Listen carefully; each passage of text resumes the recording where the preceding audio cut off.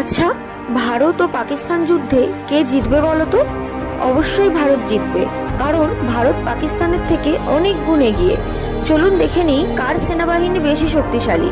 Number 1, global fire পাওয়ারের তথ্য অনুযায়ী ভারতের মোট বিমানের সংখ্যা 2229টি, যেখানে পাকিস্তানের মোট বিমানের সংখ্যা 1399টি।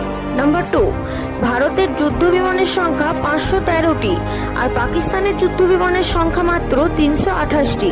নাম্বার 3, ভারতে হেলিকপ্টার রয়েছে 899টি আর এদিকে পাকিস্তানে রয়েছে 373টি।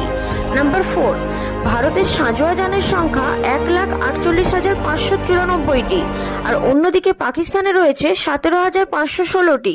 নাম্বার 5, ভারতে 4,201টি ট্যাঙ্ক রয়েছে আর পাকিস্তানে রয়েছে 2,627টি।